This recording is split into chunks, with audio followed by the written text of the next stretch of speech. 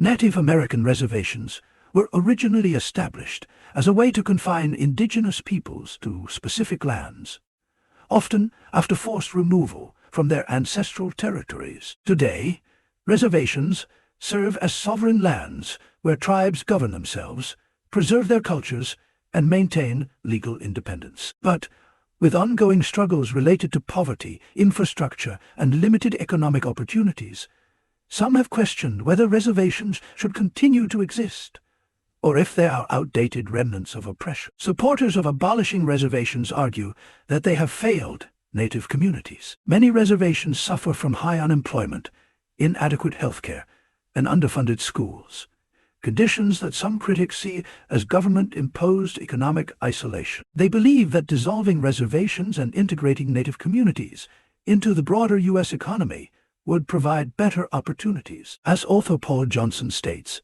reservations were created to control Native peoples, not to help them thrive. However, many Native leaders reject this idea, arguing that reservations are central to indigenous sovereignty. Tribes use their land to govern themselves, operate businesses, and preserve their cultures in ways they could not if fully absorbed into the U.S. system.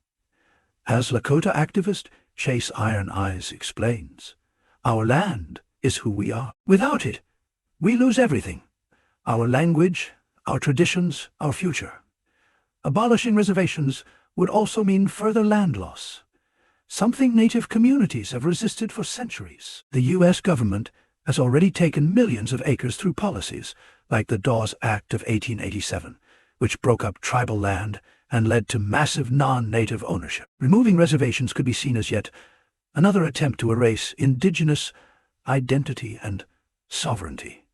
Rather than abolishing reservations, many argue that the U.S. should fulfill its treaty obligations by providing proper funding and resources. Investments in healthcare, education, and infrastructure could empower reservations rather than dismantle them. Some tribes have successfully used gaming, natural resources, and business enterprises to build thriving economies.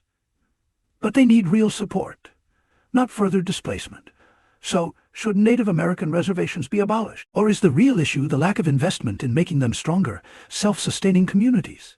The future of reservations is not just a policy debate. It is a question of Native sovereignty, history, and survival. What do you think? Let's continue the conversation.